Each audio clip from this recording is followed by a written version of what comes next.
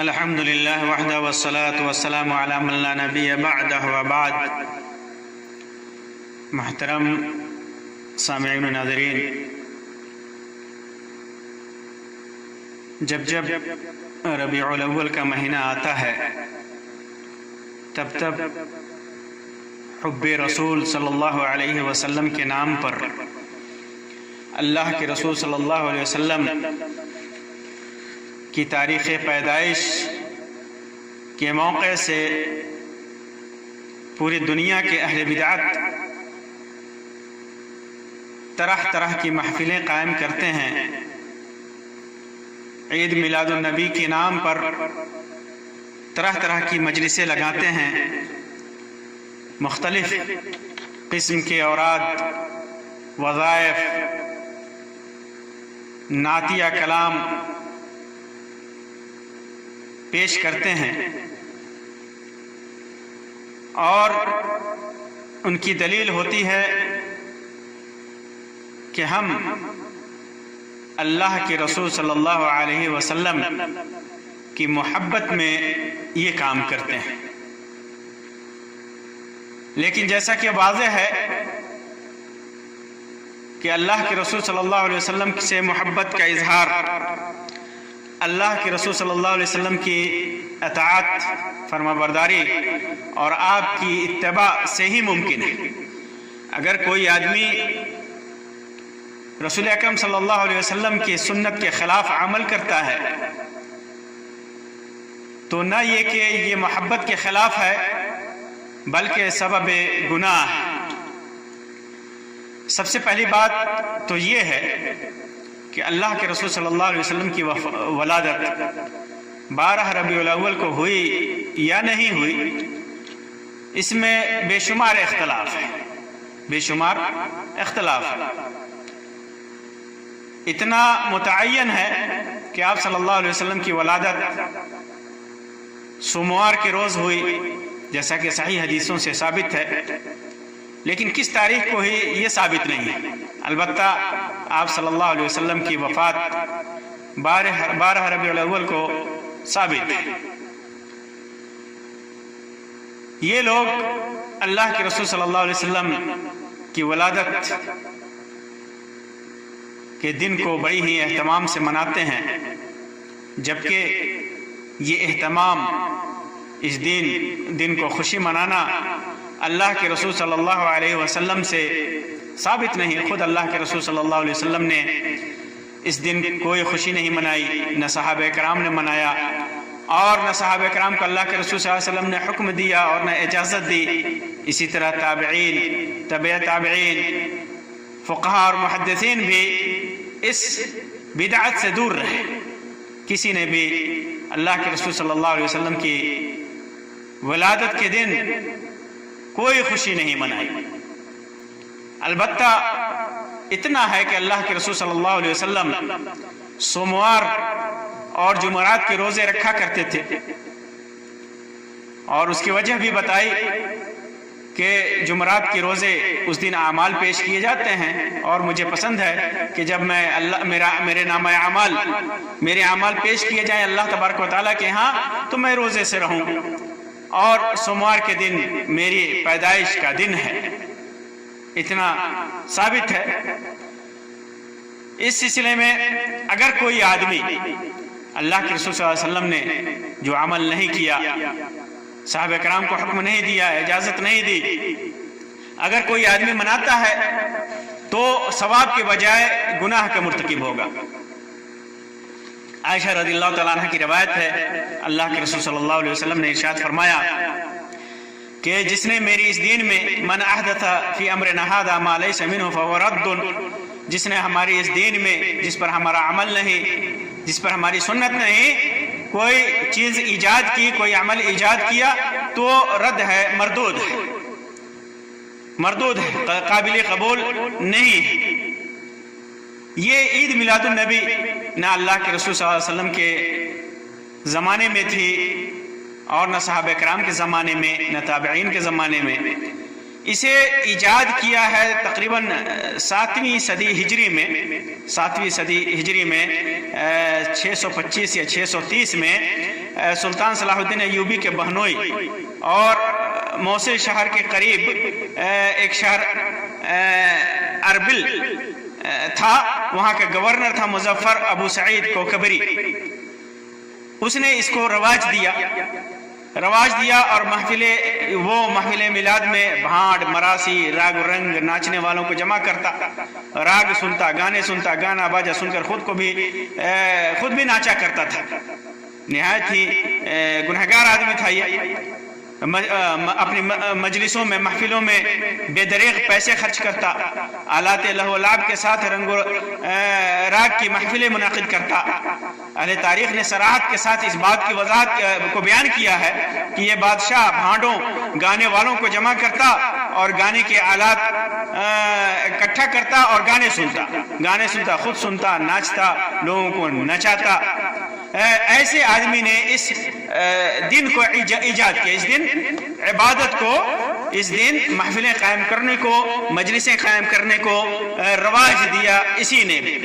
اور اس کے جواز کا فتویٰ سب سے پہلے ملک مظفر کے عہد میں ایک مولوی جس کا نام تھا ابو الخطاب ابن دحیہ،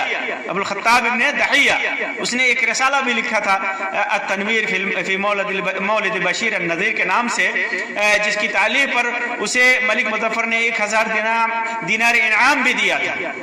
حافظ ابن حجر وغیرہ نے اس کے سلسلے میں لکھا ہے کہ یہ دحیہ کلبی جھوٹا تھا، ضعیف آدمی تھا، اس کے جھوٹ پر تمام محدثین متفق ہیں۔ اسی طرح کرسمس جو مناتے تھے عیسائی، اس کی دیکھا دیکھی مصر میں فاطمیوں نے جشن میلاد کو رواج دیا تھا۔ چنانچہ یہ ثابت ہوا کہ اللہ کے رسول صلی اللہ علیہ وسلم کے زمانے میں، صحابہ کرام کے زمانے میں یہ چیز تھی ہی نہیں۔ یہ بعد کے لوگوں نے، عیسائیوں سے متاثر ہو کر کے، اہل بدعت نے، اہل خرافات نے اس کو رواج دیا، اور دھیرے دھیرے پوری دنیا میں یہ بدعت پھیلتی گئی۔ اور اس سلسلے میں تعجب تو اس بات پر ہے کہ لوگ بے شمار دلائل دیتے ہیں، سارے کے سارے دلائل نہایت ہی گھٹیا اور نہایت ہی کمزور ہے۔ کوئی بھی دلیل صحیح نہیں ہے اس سلسلے میں۔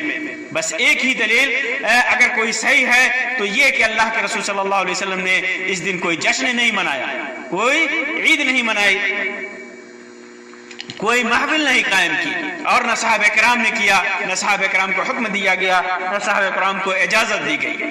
اور باقی اس کے جواز میں جتنی بھی دلیلیں دی جاتی ہیں، سب کے سب گھٹیا قسم کے ہیں، یا اگر گھٹیا قسم کے نہیں ہیں تو نہایت ہی کمزور اور ضعیف ہیں، اور نصوص قرآن و سنت کے ساتھ کھلواڑ ہے۔ ان دلائل کے ذریعے نصوص قرآن و سنت کے ساتھ کھلواڑ ہے۔ نہایت ہی دیدہ اور دلیری کے ساتھ کہا جاتا ہے کہ حضور اکرم صلی اللہ علیہ وسلم کا میلاد منانا جائز اور مستحب ہے، اور اس کی اصل قرآن و سنت سے ثابت ہے۔ نعوذ باللہ، اس کی اصل قرآن و سنت سے ثابت کرنے کی کوشش کرتے ہیں۔ فرماتے ہیں کہ اللہ کے تبارک و تعالیٰ نے ارشاد فرمایا کہ انہیں اللہ کے دن یاد دلاؤ۔ سورۃ ابراہیم کے اندر اللہ کے دن یاد دلاؤ، اور اللہ کے دن سے مراد کون دن ہے؟ جس میں اللہ تبارک و تعالیٰ کسی نعمت کا نزول فرماتا ہے، اور اللہ کے رسول صلی اللہ علیہ وسلم کی ولادت سے بڑی نعمت، اللہ کے رسول صلی اللہ علیہ وسلم کی ولادت کے دن سے بڑی نعمت اور کیا ہو سکتی ہے اس امت کے اوپر؟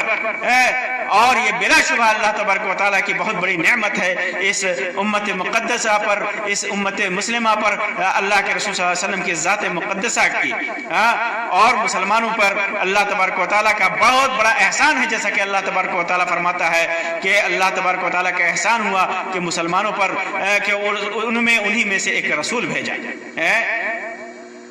صحیح بات ہے، اللہ کے رسول صلی اللہ علیہ وسلم کی ذات شریفہ امت مسلمہ کے لیے بلکہ پوری دنیا کے اوپر اللہ تبارک و تعالیٰ کا احسان ہے اور نعمت عظیم ہے، بہت بڑی نعمت ہے۔ اس سے بڑی نعمت اللہ کے رسول صلی اللہ علیہ وسلم کی ولادت، اللہ کے رسول صلی اللہ علیہ وسلم کی رسالت، اللہ کے رسول صلی اللہ علیہ وسلم کی نبوت، اللہ کے رسول صلی اللہ علیہ وسلم کی بعثت، اللہ کے رسول صلی اللہ علیہ وسلم کی لائی ہوئی دین، اور اللہ کی شریعت، اللہ کے رسول صلی اللہ علیہ وسلم کی لائی ہوئی کتاب سے بڑی نعمت اور کیا ہو سکتی ہے اس دنیا کے لیے، اس مسلمانوں کے لیے، امت مسلمہ کے لیے؟ اس پر خوش ہونا بلا شبہ ایک مسلمان کے اوپر واجب ہے، ایک فطری عمل ہے، ایک فطری جذبہ ہے جس پر مسلمان خوش ہوں، اور خوشی یہ تقاضا ہے۔ لیکن خوشی ظاہر کرنا، خوشی محسوس کرنا اور خوشی منانا یہ دونوں الگ چیزیں ہیں۔ خوشی ظاہر کرنا، انسان کے دل میں خوشی ہو، انسان خوش ہو، انسان کہ خوشی کی انتہا نہ ہو، لیکن اس کا یہ مطلب نہیں ہے کہ اس خوشی کو عید کا دن بنا لے، اس خوشی کے دن کو عید کا دن بنا لے۔ اللہ کے رسول صلی اللہ علیہ وسلم کو اس چیز کا احساس نہیں تھا، آپ کو علم نہیں تھا کہ آپ صلی اللہ علیہ وسلم کی پیدائش پوری دنیا کے لیے خوشی کا دن ہے، نعمت کا دن ہے، نعمت عظمیٰ ہے؟ کیا آپ صلی اللہ علیہ وسلم اس سے واقف نہیں تھے؟ نعوذ باللہ، ضرور واقف تھے۔ کیا آپ صلی اللہ علیہ وسلم کو خوشی نہیں ہوتی تھی؟ کیا صحابہ کرام کو خوشی نہیں ہوتی تھی؟ بلا شبہ سب کو ہوتی تھی، ہوتی ہوگی، لیکن اس خوشی کے دن کو کسی نے منایا ہے؟ کیا اس کی کوئی شرعی حیثیت ہے؟ کیا اللہ کے رسول صلی اللہ علیہ وسلم نے کیا ہے؟ اگر خوشی ہونے سے انسان خوشی کا دن منانا چاہے تو ظاہر سی بات ہے، اگر اس کو کوئی شرعی حیثیت دے گا تو شریعت میں اس کی حیثیت چاہیے، اللہ کے رسول صلی اللہ علیہ وسلم کی سنت سے اس کا ثبوت چاہیے، جبکہ اللہ کے رسول صلی اللہ علیہ وسلم نے ایسا کوئی عمل نہیں کیا کہ کسی خوشی کے دن پر آپ صلی اللہ علیہ وسلم عید منائے، اسے عید کا دن منائے اور خوشی منائے، محفل قائم کر کے، ناچ گانے کر کے، نعوذ باللہ، اجازت دے کہ انسان خوشی منائے، محفلیں قائم کر کے خوشی منائے، نعت خوانی کر کے محفلیں قائم کر کے خوشی منائے، عورتیں محفلیں جمع کر کے پوری دنیا کے سامنے نعت خوانی کر کے خوشی منائے۔ کیا شریعت نے اس کی اجازت دی ہے؟ اللہ کے رسول صلی اللہ علیہ وسلم نے اس کی اجازت دی ہے؟ ہرگز نہیں دی ہے۔ تو یہ خوشی ہونا، دل میں خوشی کا پیدا ہونا، منافق ہوگا جس کے دل میں اللہ کے رسول صلی اللہ علیہ وسلم کی ذات مقدس کی ولادت پہ خوشی نہ ہو، وہ منافق ہوگا۔ لیکن وہ آدمی بھی بہت بڑا مجرم ہے جو اس خوشی کے دن کو محسوس کر کے اس دن عید بنا لے، کیونکہ اللہ کے رسول صلی اللہ علیہ وسلم نے ایسے شخص کے عمل کو مردود قرار دیا، اور قیامت کے دن ایسے شخص کو فرشتوں کے ذریعے اور اللہ کے رسول صلی اللہ علیہ وسلم کے ذریعے دھتکارا جائے۔ اسی طرح خوشی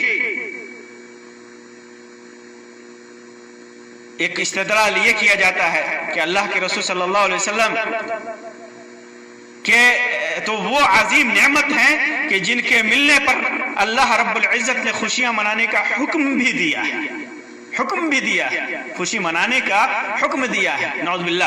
اور دیکھیے استدلال کیا جاتا ہے، کیسے استدلال کرتے ہیں کہ اللہ تعالیٰ فرماتا ہے کہ قل بفضل اللہ وبرحمتہ فبذلک فلیفرحوا هو خیر مما یجمعون، کہہ دو کہ اللہ کے فضل اور اس کی رحمت سے ہے، سو اسی پر انہیں خوش ہونا چاہیے، یہ ان چیزوں سے بہتر ہے جو جمع کرتے ہیں۔ ایک اور مقام پر نعمت کا چرچا کرنے کا حکم دیا اور فرمایا وَأَمَّا بِنِعْمَةِ رَبِّكَ فَحَدِّثْ، اپنے رب کی نعمت کا خوب چرچا کرو۔ یہ بھی جہالت والا استدلال ہے، جہالت والا استدلال ہے۔ خوش ہونا الگ بات ہے اور خوشی منانا الگ بات ہے، خاص طور سے جس خوشی کا تعلق شریعت سے ہو، دین سے ہو، مذہب سے ہو، اس دن خوشی منانا اس وقت تک جائز نہیں ہوگا جب تک اللہ کے رسول صلی اللہ علیہ وسلم نے وہ دن منایا نہ ہو۔ اللہ کے رسول صلی اللہ علیہ وسلم نے عبادت کے ذریعے خوشیاں منائی ہیں، عید کے دن منائی ہے، عید الفطر کے دن منائی ہے، عبادت کے ذریعے جمعہ کے دن منائی ہے، عبادت کے ذریعے عاشورہ کے محرم کے عاشورے میں منائی ہے، قربانی کے دن منائی ہے، اللہ کے رسول صلی اللہ علیہ وسلم نے جو خوشیاں منائی ہیں وہی جائز ہے، جو نہیں منائی ہیں وہ بدعت ہیں۔ اللہ کے رسول صلی اللہ علیہ وسلم کو کیا یہ علم نہیں تھا کہ رب کی نعمت کی تحدیث کرنی ہے، رب کی نعمت کو بیان کرنا ہے؟ بلا شبہ اللہ کے رسول صلی اللہ علیہ وسلم کو اس کا علم تھا، اور آپ نے اس علم کے باوجود اس دن کو خوشیاں نہیں منائی، عید نہیں منائی۔ اس لیے اس امت کے لیے بھی جائز نہیں کہ اس دن خوشیاں منائی جائے، اس دن عید کا دن بنا لیا جائے۔ اسی طرح ایک جاہلانہ استدلال دیکھیے، کیا کہتے ہیں کہ اللہ رب العزت نے 1,00,000 سے زائد انبیاء کرام کو کی محفل میں اپنے رسول صلی اللہ علیہ وسلم کا تذکرہ فرمایا، اور فرمایا وَإِذْ أَخَذَ اللَّهُ مِيثَاقَ النَّبِيِّينَ لما آتيتكم من كتاب وحكمة ثم جاءكم رسول مصدق لما معكم لتؤمنن به ولتنصرنه قال أقررتم وأخذتم على ذلك إصري قالوا أقررنا قال فاشهدوا وأنا معكم من الشاهدين۔ کہتے ہیں کہ اس میں اللہ کی تبارک و تعالیٰ نے فرشتوں کو اکٹھا کر کے نبی اکرم صلی اللہ علیہ وسلم کا ذکر خیر کیا۔ یہ جاہلانہ استدلال ہے۔ اس آیت کریمہ میں اللہ تبارک و تعالیٰ نے اپنے تمام انبیاء کرام سے یہ عہد لیا کہ اگر تمہارے زمانے میں کوئی دوسرا نبی آ جائے تو ان پر ایمان لانا اور ان کی مدد کرنا۔ اور بعض مفسرین نے لکھا ہے کہ اللہ کے رسول صلی اللہ علیہ وسلم کے بارے میں اللہ تبارک و تعالیٰ نے فرمایا کہ اگر تمہارے زمانے میں ہمارے نبی آ جائیں تو ان کی مدد فرمانا، ان پر ایمان لانا۔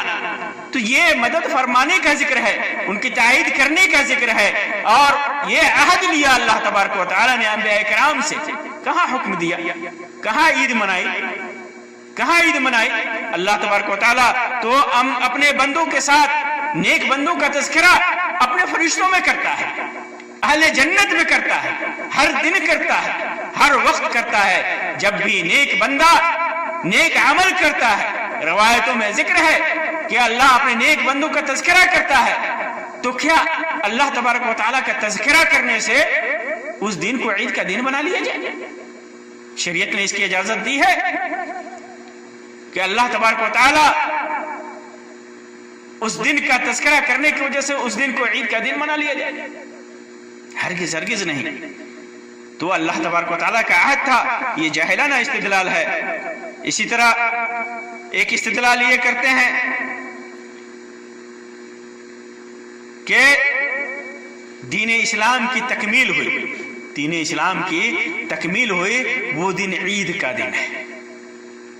جمعہ کے دن عرفہ میں، مقام عرفات میں، عرفہ کے دن جمعہ کا دن تھا، اور آیت نازل ہوئی الیوم اکملت لکم دینکم واتممت علیکم نعمتی ورضیت لکم الاسلام دینا، مشہور آیت ہے، نازل ہوئی۔ اللہ تبارک و تعالیٰ نے اپنی نعمت کا اتمام کیا اس امت کے اوپر۔ تو یہ خوشی کا دن تھا، عید کا دن تھا، اسی لیے ہم میلاد اللہ کے رسول صلی اللہ علیہ وسلم کی ولادت کا دن بھی خوشی کا دن ہے، اس لیے ہم اس دن کو عید کا دن مناتے ہیں۔ یہ نہایت ہی جاہلانہ استدلال ہے، اور جب بدعاتی کی عقل ماری جاتی ہے اور سارے بدعاتیوں کی عقل ماری جاتی ہے تو اسی قسم کے استدلالات کرتے ہیں۔ ایک یہودی نے کہا تھا اسی موقع سے کہ اگر یہ آیت ہماری کتاب میں نازل ہوتی، ہمارے مذہب میں ہوتی، تو ہم لوگ اس کو عید کا دن بنا لیتے۔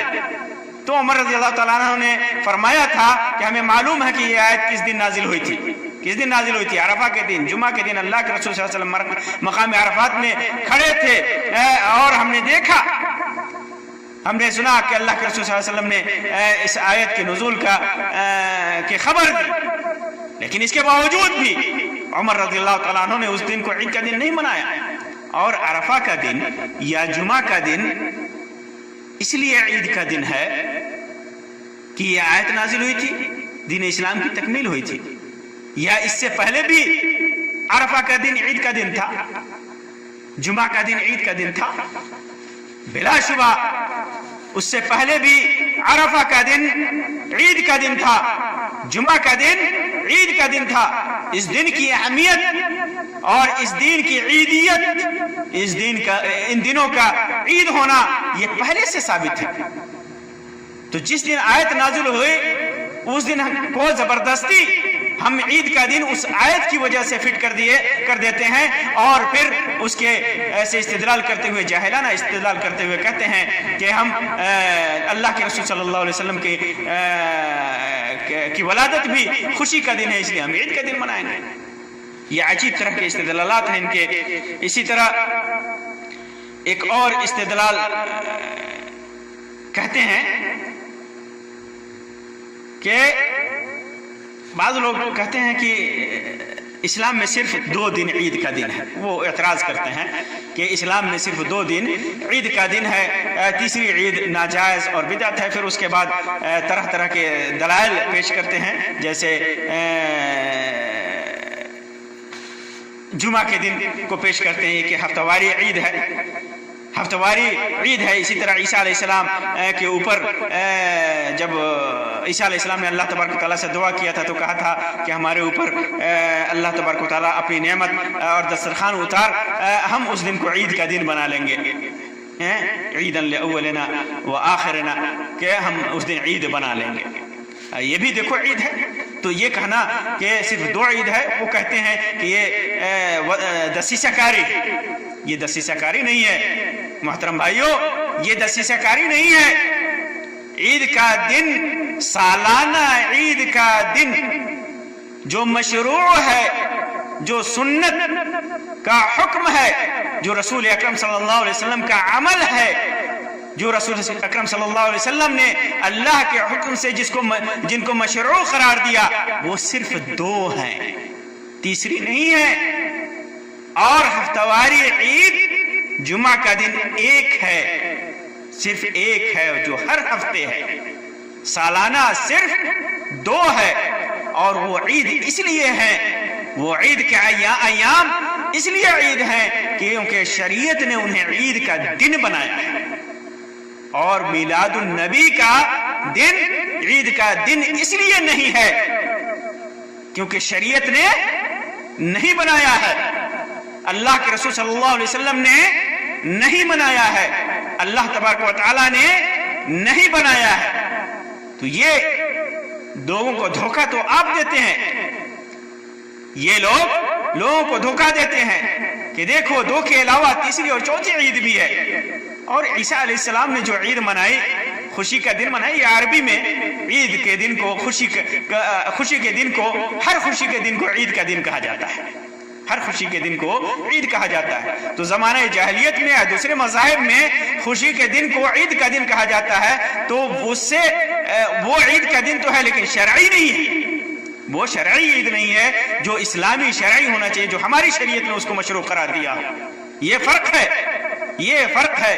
ہندوؤں کے تہواروں کو بھی عید کہا جاتا ہے لغت کے حساب سے، عیسائیوں کے تہواروں کو بھی عید کہا جاتا ہے، لیکن وہ شرعی عید نہیں ہے۔ شرعی عید وہ ہے، ہماری شریعت میں جو عید وہ ہے، مشروع عید وہ ہے جسے اللہ کے رسول صلی اللہ علیہ وسلم نے مشروع قرار دیا ہو، اللہ تبارک و تعالیٰ نے جس کا حکم دیا ہو اور صحابہ کرام نے جس پر عمل کیا ہو، یہ اور لوگوں کو یہ دھوکہ دیا جاتا ہے یہ کہہ کر کے۔ اسی طرح جہالت بھرا ایک اور استدلال ہے، بخاری کی ایک روایت پیش کرتے ہیں، بخاری کی ایک روایت پیش کرتے ہیں کہ عباس رضی اللہ تعالیٰ عنہ نے ایک خواب دیکھا تھا اور خواب میں دیکھا تھا کہ ابو لہب کو، جو اللہ کے رسول صلی اللہ علیہ وسلم کا بہت بڑا دشمن تھا اور جس کے ہلاکت کے سلسلے میں قرآن مجید کی سورت بھی نازل ہوئی تھی، تبت یدا ابی لہب والی سورت نازل ہوئی تھی، تو دیکھا اس کو خواب میں کہ اس کو عذاب دیا جا رہا ہے، بڑا سخت عذاب دیا جا رہا ہے، اور پھر اس نے کہا کہ بڑا سخت عذاب دیا جا رہا ہے، سوائے چند چیزوں کے، تھوڑا سا سیراب کیا جاتا ہوں، تھوڑا سا پانی مجھ کو ملتا ہے جس سے تھوڑی سی عذاب میں تخفیف ہوتی ہے، کیونکہ میں نے اللہ کے رسول صلی اللہ علیہ وسلم کی پیدائش کی خوشی میں اپنی لونڈی ثویبہ کو آزاد کیا تھا۔ یہ بھی دھوکہ دیتے ہیں، یہ بھی دھوکہ دیتے ہیں، اور عجیب طرح دھوکہ دے کے اس روایت میں خرد برد کر کے دھوکہ دیتے ہیں۔ صحیح بخاری کے اندر یہ روایت ہے، لیکن یہ روایت منقطع بھی ہے اور یہ روایت حدیث نہیں بلکہ یہ روایت قول ہے، یہ روایت قول ہے۔ کس کا؟ راوی کا قول ہے۔ عروہ ابن زبیر جو ہے نا، عروہ ابن زبیر جو تابعی ہیں، ابو لہب سے ان کی ملاقات بھی نہیں، اور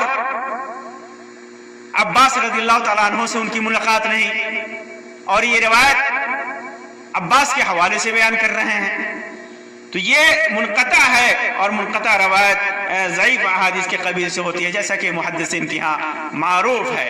بخاری میں ہونے کے باوجود یہ روایت منقطع روایت ہے اور غیر متصل ہے، اور عروہ ابن زبیر سے مروی ہے۔ اسی طرح روایت میں جو بخاری کی روایت ہے اس میں اس بات کا تذکرہ بھی نہیں ہے کہ عباس رضی اللہ تعالیٰ عنہ نے دیکھا تھا۔ بخاری وغیرہ کی روایت میں عباس رضی اللہ تعالیٰ عنہ کا تذکرہ بھی نہیں ہے، بلکہ بعض اقربا کا تذکرہ ہے، بعض قریبی رشتہ داروں نے دیکھا تھا، اس کے بعد کا تذکرہ ہے، عباس کا ذکر بھی نہیں ہے۔ اسی طرح ایک جو روایت میں ہے، روایت میں اس بات کی صراحت بھی نہیں ہے کہ اللہ کے رسول صلی اللہ علیہ وسلم کی ولادت کی خوشی میں صہیبہ کو آزاد کیا تھا، اس بات کی صراحت بھی نہیں ہے، بلکہ صہیبہ کو آزاد اس نے کیا تھا، صہیبہ کو آزاد کیا تھا، اور صہیبہ نے اللہ کے رسول صلی اللہ علیہ وسلم کو دودھ پلایا تھا، وہ رضاعی ماں تھی اللہ کے رسول صلی اللہ علیہ وسلم کی، اور صہیبہ کو اس نے آزاد کیا تھا اللہ کے رسول صلی اللہ علیہ وسلم کی خوشی کے موقع سے۔ بعض روایتوں میں آتا ہے کہ اللہ کے رسول صلی اللہ علیہ وسلم کی پیدائش سے پہلے ہی آزاد کیا تھا، بعض روایتوں میں آتا ہے کہ اللہ کے رسول صلی اللہ علیہ وسلم کی ولادت کے موقع سے آزاد کیا تھا، بعض روایتوں میں آتا ہے کہ بہت بعد میں اس نے اس کو آزاد کیا تھا، بہت بعد میں اس کو آزاد کیا تھا۔ اسی طرح اس روایت میں سوموار کا ذکر بھی نہیں ہے، جس دن اللہ کے رسول صلی اللہ علیہ وسلم کی ولادت ہوئی تھی۔ اگر اس کو سیرابی ہوتی اور اس کو تھوڑی سی عذاب میں تخفیف ہوتی اللہ کے رسول صلی اللہ علیہ وسلم کی ولادت کی وجہ سے پر خوشی منانے کی وجہ سے، تو ضرور سوموار کے دن کا ذکر ہوتا، لیکن اس میں کے اندر ذکر ہی نہیں ہے۔ اور ایک اہم چیز یہ ہے کہ خواب شریعت کا درجہ نہیں رکھتی، کسی کا خواب اگرچہ وہ مسلمان ہی کیوں نہ ہو، نبی کے خواب کے علاوہ کسی بھی، چاہے وہ کتنا بڑا بزرگ ہو، ولی ہو، اس کے خواب کی شرعی کوئی حیثیت نہیں ہوتی، کیونکہ خوابوں سے دلیل نہیں پکڑی جاتی۔ چہ جائے کہ یہ خواب جو عباس نے یا کسی قریبی رشتہ دار نے دیکھا تھا، وہ اس کے سلسلے میں روایتوں میں آتا ہے کہ وہ کافر تھا، عباس نے بھی دیکھا تھا، کفر کی حالت میں دیکھا تھا۔ مسلمان بھی ہو تو اس کے خواب کا اعتبار نہ ہو، تو ایک کافر کے خواب کا اعتبار کیسے کیا جا سکتا ہے؟ اور خاص طور سے جو مجہول ہو، جس کا جو واضح بھی نہ ہو۔ اسی طرح کافروں کے سلسلے میں آتا ہے کہ کافروں کے اعمال برباد کر دیے ہیں اللہ تبارک و تعالیٰ نے، تو کیسے ابو لہب کو، جس کے سلسلے میں قرآن مجید میں اتنی سخت وعید آئی ہے، اتنی سخت سزا کی بات آئی ہے، کیسے اسے اس کا فائدہ ملے گا، اس کے عمل کا، کسی ایسے عمل کا جو اس نے کفر کی حالت میں کیا ہو، کیسے فائدہ مل سکتا ہے؟ اسی طرح مان لیتے ہیں کہ اللہ کے رسول صلی اللہ علیہ وسلم کی ولادت کی وجہ سے اس نے جو خوشی کا اظہار کیا تھا، اس کی وجہ سے اسے فائدہ مل رہا ہے، تو اللہ کے رسول صلی اللہ علیہ وسلم کے ساتھ یہ خاص ہے، جیسا کہ ابو طالب کے سلسلے میں آتا ہے کہ ابو طالب کے سلسلے میں اللہ کے رسول صلی اللہ علیہ وسلم کی خاص دعا کی وجہ سے، شفاعت کی وجہ سے ان کی عذاب میں تخفیف ہوگی، تو ہو سکتا ہے کہ ابو لہب کی اس خوشی کی وجہ سے اس میں اسے تھوڑا سا رات کیا جاتا ہے، لیکن اس کی بنیاد پر اس کو شریعت بنا لینا، عید کا دن بنا لینا، اس پر استدلال کرنا، یہ نہایت ہی جاہلانہ استدلال ہے اور جاہلانہ عمل ہے۔ ایک بدعتی ہی ایسا سوچ سکتا ہے، اہل سنت ایسے کبھی سوچ ہی نہیں سکتے۔ اور اس روایت سے صرف اتنا ثابت ہوتا ہے، اگر ثابت بھی ہوتا ہے تو کافر اہل ایمان کی قربت کی وجہ سے بعض اعمال کے عوض میں بعض اس کو فائدے مل سکتا ہے۔ اسی طرح بعض لوگ کہتے ہیں کہ عید میلاد تو بدعت حسنہ ہے، بدعت حسنہ ہے، جیسے تراویح ہے، اللہ کے رسول صلی اللہ علیہ وسلم نے جماعت سے نہیں پڑھی، تو اور بھی دیگر اعمال ہیں اللہ کے رسول صلی اللہ علیہ وسلم نے کیا، عمر ابن خطاب رضی اللہ تعالیٰ عنہ نے جماعت پر اکٹھا کر دیا۔ یہ بھی جاہلانہ استدلال ہے۔ اسلام میں، دین اسلام میں نہ کوئی بدعت سیئہ ہے، نہ کوئی بدعت حسنہ ہے، کوئی تقسیم نہیں ہے، ساری کی ساری بدعتیں سیئہ ہیں، گمراہ کن ہیں، گمراہ والے ہیں۔ تراویح کی نماز اللہ کے رسول صلی اللہ علیہ وسلم نے 3 راتیں جماعت کے ساتھ پڑھی تھی، جیسا کہ عائشہ رضی اللہ تعالیٰ عنہ کی روایت میں ہے، آپ نے جماعت کے ساتھ پڑھی تھی، اور عمر ابن خطاب رضی اللہ تعالیٰ عنہ نے اسی سے کو دیکھتے ہوئے امت کو اتفاق اور اتحاد ایک جماعت پر متفق اور متحد کرنے کے لیے عمر ابن خطاب رضی اللہ تعالیٰ عنہ نے اکٹھا کر دیا تھا۔ اور عید میلاد النبی، کیا اس کا ثبوت اللہ کے رسول صلی اللہ علیہ وسلم کی سنت سے ہے؟ کیا صحابہ کرام سے ہے؟ ہرگز نہیں ہے۔ تو یہ دلیل دینا کہ یہ بدعت حسنہ ہے نہایت ہی جہلانہ ہے۔ اور عمر ابن خطاب رضی اللہ تعالیٰ عنہ نے جب نعمت البدعۃ حاضر کہا تھا، اس کا مطلب یہ نہیں کہ انہوں نے شرعی طور پہ کہا تھا اس کو، بلکہ ایک شکلاً کہا تھا کہ یہ نہایت ہی اچھی چیز ہے، ورنہ اس کا ثبوت تو اللہ کے رسول صلی اللہ علیہ وسلم کی سنت میں موجود ہے۔ اسی طرح کچھ لوگ کہتے ہیں کہ اللہ کے رسول صلی اللہ علیہ وسلم نے سوموار کا، اس سے استدلال کرتے ہیں کہ سوموار کا دن آپ نے روزہ رکھا تھا، اس لیے ہم عید میلاد النبی مناتے ہیں، خوشی کا اظہار کرتے ہیں۔ یہ بھی نہایت ہی کمزور استدلال ہے۔ اللہ کے رسول صلی اللہ علیہ وسلم نے سوموار کے ساتھ جمعرات کے روزے کا بھی ذکر کیا ہے، اعمال کی پیشی کا ذکر کیا ہے، تو سوموار کی کوئی خصوصیت نہیں ہوئی، یہ جمعرات کی بھی وہی خصوصیت ہے جو سوموار کی ہے۔ البتہ اللہ کے رسول صلی اللہ علیہ وسلم نے کہا تھا کہ میں اس دن پیدا ہوا تھا، اور اگر مان بھی لیتے ہیں کہ اس سے استدلال کرنا خوشی منانا ہے، تو خوشی منانے کے لیے روزہ ہے، نہ کہ محفلیں قائم کرنا، مجلسیں قائم کرنا۔ کیا اللہ کے رسول صلی اللہ علیہ وسلم مجلسیں نہیں قائم کر سکتے تھے؟ محفلیں نہیں قائم کر سکتے تھے؟ کیا صحابہ کرام اس دن روزہ کے بجائے محفلیں قائم نہیں کر سکتے تھے؟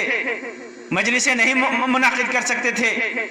اس دن عید نہیں منا سکتے تھے؟ ہفتہ میں تو صرف ایک دن ہے جمعہ کا، کیا سوموار کا دن بھی عید ہے؟ اور عید کے دن بھی کوئی روزہ رکھتا ہے؟ روزہ رکھنے کا والے دن کو، روزہ والے دن کو عید کا دن کہا جاتا ہے؟ ہرگز نہیں کہا جاتا ہے۔ تو اس سے استدلال کرنا جہالت ہے۔ ہاں، اس سے آپ استدلال کیجئے کہ اللہ کے رسول صلی اللہ علیہ وسلم نے اس دن روزہ رکھا تھا تو ہم بھی روزہ رکھیں گے۔ اللہ کے رسول صلی اللہ علیہ وسلم کی سنت کی اتباع کرتے ہوئے ہم اس دن روزہ رکھیں گے، اور اس کے ساتھ ساتھ جمعرات کا بھی روزہ رکھیں گے، اللہ نے توفیق دی تو۔ یہ سال میں ایک دن یہ محفلیں منانا، یہ میلاد النبی منانا، یہ بدعت ہے اور گمراہی ہے۔ اسی طرح آپ کے سامنے یہ واضح کر دوں کہ خوشی منانے کا جو طریقہ اللہ کے رسول صلی اللہ علیہ وسلم نے، ساری خوشیاں آپ دیکھ لیں شریعت میں سارے نصوص اٹھا کر کے، اللہ کے رسول صلی اللہ علیہ وسلم نے اگر شکرانے کے طور پر کوئی خوشی منائی ہے تو روزے کے ساتھ۔ خود سوموار کے دن اللہ کے رسول صلی اللہ علیہ وسلم کی ولادت ہوئی، اگر اللہ کے رسول صلی اللہ علیہ وسلم کی ولادت سے متعلق اس دن کو مان لیتے ہیں، اس دن خوشی منانے کو مان لیتے ہیں، تو اللہ کے رسول صلی اللہ علیہ وسلم نے عید منائی تھی؟ نہیں، روزہ رکھا تھا۔ یہ شرعی طریقہ ہے۔ جب خوشی ہوئی تو شکرانے میں روزہ رکھا، اس خوشی کے دن محفلیں قائم نہیں کی، دعوتیں نہیں اڑائی، قورمہ اور بریانی نہیں بنایا، بکرے نہیں ذبح کیے، اونٹ نہیں ذبح کیے، جانور نہیں ذبح کیے، لوگوں کو دعوتیں نہیں دی، عورتوں کو بیٹھا کر کے نعت کی مجلسیں نہیں قائم کی، برقی خمخمے اور چراغاں نہیں کیے، روزہ رکھا۔ یہ دیکھیے، اسی طرح عاشورہ کا روزہ بھی اسی خوشی کا نتیجہ ہے۔ جب اللہ کے رسول صلی اللہ علیہ وسلم کو خبر لگی کہ عاشورہ کے دن اللہ کا نبی موسیٰ علیہ السلام فرعون سے نجات کی وجہ سے شکرانے کا روزہ رکھتے تھے، تو اللہ کے رسول صلی اللہ علیہ وسلم نے بھی اس دن کہا کہ میں تو زیادہ حقدار ہوں، وہ میرے بھائی تھے، روزہ رکھا، اور اس روزے کی فضیلت بھی احادیث اور سنت کی کتابوں میں موجود ہے۔ کیا عید میلاد النبی کی خوشی کی بھی فضیلت میں کوئی حدیث موجود ہے؟ لائیے دکھائیے، ایک حدیث بھی ہو تو ہم اس پر عمل کرنے کے لیے تیار ہیں۔ اور اگر ہر خوشی پہ عید منانا جائز ہوتا، ہر خوشی پہ عید منانا جائز ہوتا، تو نوح علیہ السلام کو اللہ تبارک و تعالی نے طوفان سے نجات دی تھی، وہ بہت بڑی خوشی کا دن تھا۔ ابراہیم علیہ السلام کو نمرود کی آگ سے اللہ تبارک و تعالی نے نجات دی تھی، بہت بڑا خوشی کا دن تھا۔ دنیا کی عظیم ترین مقدس ترین گھر اللہ تبارک و تعالی کے حکم سے خانہ کعبہ کو ابراہیم علیہ السلام نے بنایا تھا۔ بنانے کے جس دن اس کی بنا مکمل ہوئی، اس دن عظیم خوشی کا دن تھا۔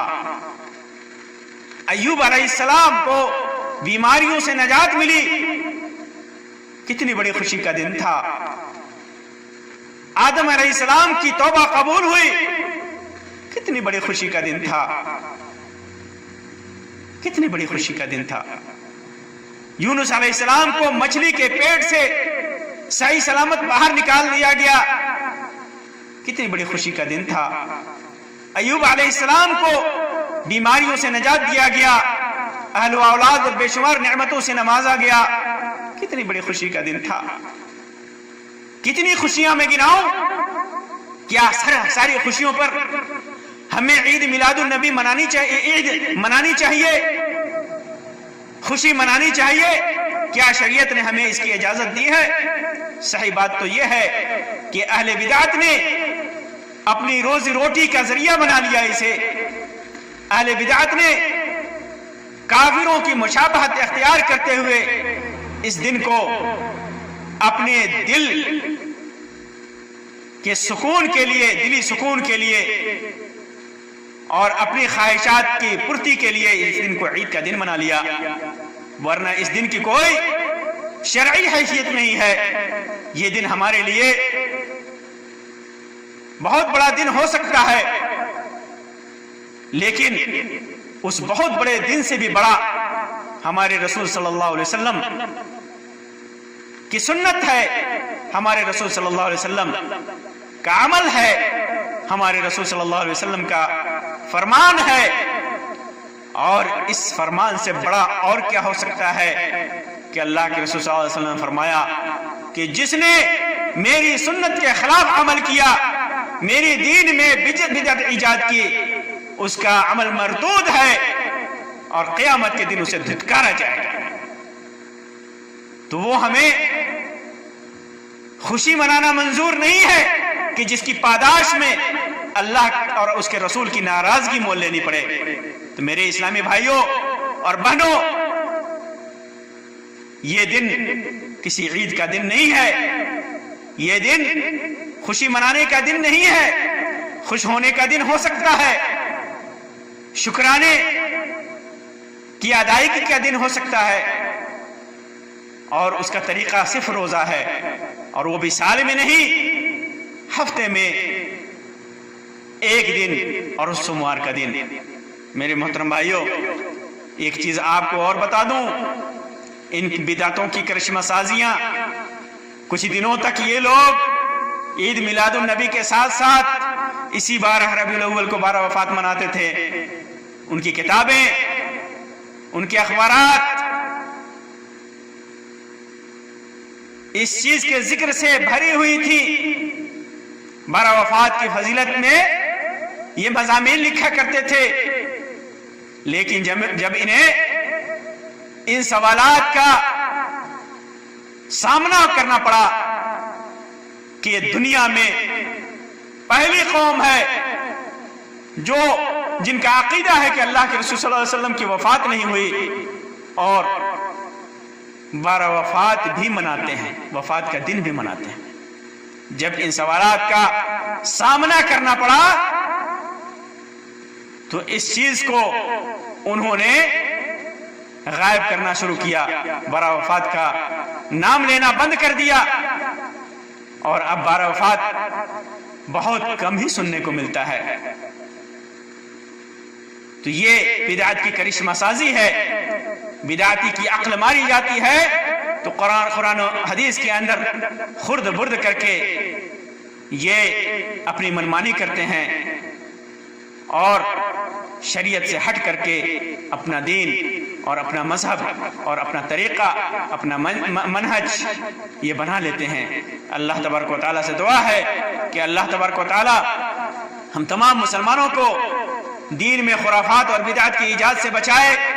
اللہ تبارک و تعالیٰ ہمارے ایمان کو اور ہمارے عمل کو خرافات و بدعات سے محفوظ رکھے۔ اللہ تبارک و تعالیٰ مسلمانوں کو ہدایت دے، صحیح راستے پہ لائے، سنت کے مطابق عمل کرنے کی توفیق عطا فرمائے۔ آمین یا رب العالمین۔ وآخر دعوانا ان الحمدللہ رب العالمین، وصلی اللہ علی خیر خلقہ وسلم، والسلام علیکم ورحمۃ اللہ وبرکاتہ۔